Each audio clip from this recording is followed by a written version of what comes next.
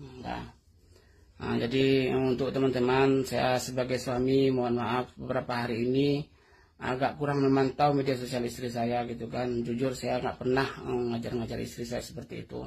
Jadi untuk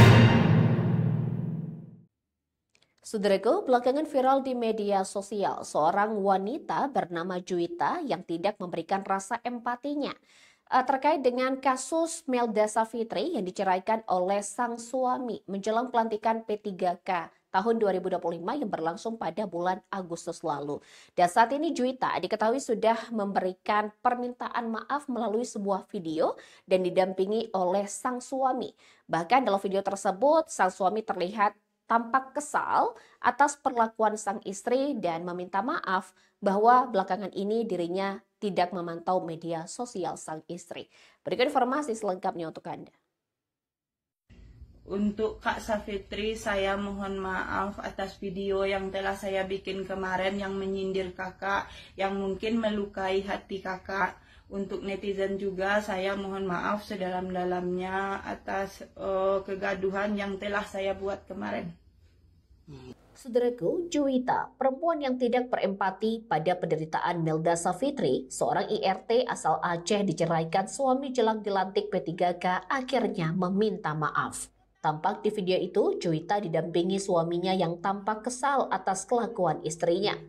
Juwita di kontennya yang viral menyebut Safitri sebagai wanita yang tidak tahu malu, menceritakan kesedihannya sebagai aib keluarga. Di akunnya @juwita91, Juwita menyebut Safitri sebagai wanita tidak tahu malu tahun 2025. Ya tuh, yang di atas, seraya menunjuk foto Melda Safitri, ucapnya di konten yang sudah dihapus itu. Ya, dia rela menceritakan kisah rumah tangganya demi mendapatkan simpati orang-orang banyak, tuding Juwita. Respon netizen seperti biasa di luar nalar. Juwita menjadi orang yang paling dihujat di TikTok belakangan ini. Suami Juwita di video itu juga meminta maaf karena tidak memperhatikan konten yang dibuat istrinya. Sebagai suami, saya minta maaf. Beberapa hari ini agak kurang memantau media sosial istri saya. Jujur, saya tidak pernah mengajari istri saya seperti itu. Sebelumnya, Juwita setelah dihujat netizen malah membuat konten yang memuja-muja Safitri. Bahkan Safitri disebut Juwita sebagai wanita tercantik tahun 2025.